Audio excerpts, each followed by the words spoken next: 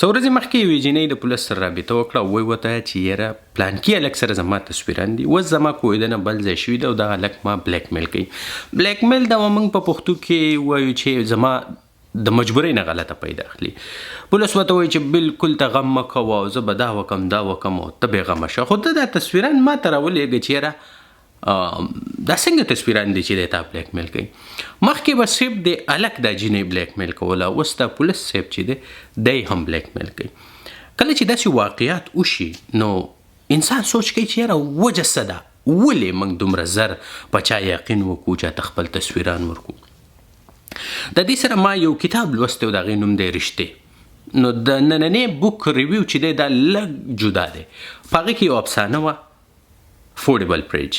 د هغې نه مخکې چې زه په کتاب خبرې وکړم ماته د ډاکټر عتیق الرحمن صاحب کتاب د پېښور نه را رسېدلی دی. ډاکټر صاحب زموږ معاشرې ته او زموږ پښتنو ته د دې کتاب ډېر زیات ضرورت دی. زه به کوشش کوم چې په دې باندې ویډیو راښکم. دې سره هارون رشید د امریکې د کافر سر نه ماته رباب رالیږلی دی. نو ستاسو د دواړو یو جهان مننه.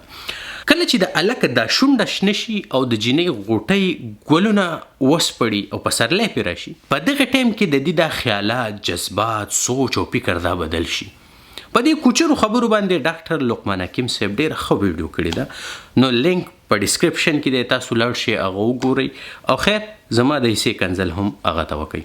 زموږ د هلکانو د جینکو د ملګرتیا یو ګروپ وي، خو په دې ګروپ کې اکثر یو داسې ګنده مهی چې وي هغه تعلق اکثر د مشرانو سره وي. د ده نه به 15 کاله مشر وي، 6 کاله به مشر وي.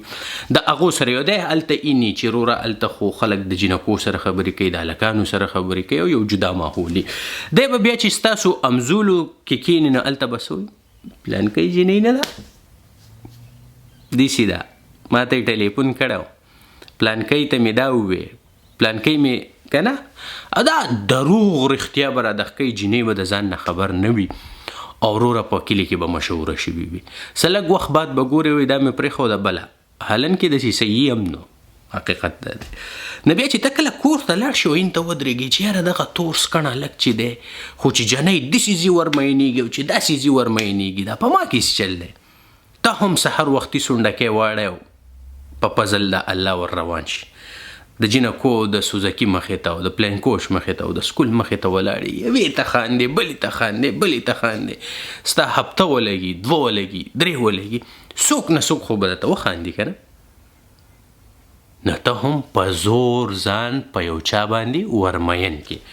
اوس والله علم ته خو هغه یو متل دی و هندو چې وزګر شي 20 تالان جوړ کړي که نه، ته خو وزګار یې ځان له مشغولتیا ګورې. کیدای شي چې ستا سره هغه بل کس چې وي هغه د سره سیریس وي او هغه بیا دا ستا د ډوک پوک برداشت نه کي. هم په دقې میټریکولیټ کې دا خلک چې کم وي که نه دغه مینه سي، زه به تاله ټوډي والم، زه به تاله په ټاونشپ کې کوټۍ راښکم.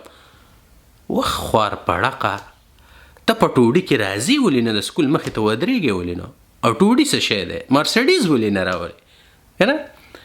نو دا روره دروغ را علي او له پاسه پې خښ تک دی، بیا دروغ را علي لکه سیمټ یې ترې کړي او یو غټ بیلډینګ به تا ته ودرې او ستا به په یقین دغه شي.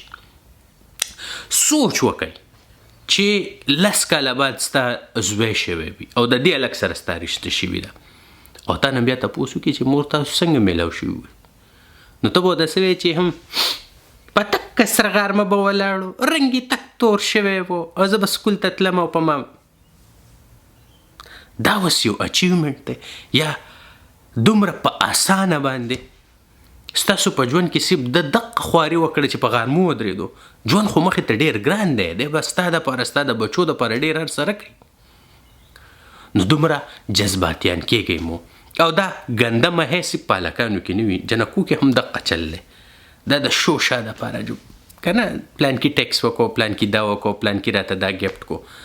نو د دې څیزونو نه قلار شي او بل چاته خپل تصویران ملیږئ.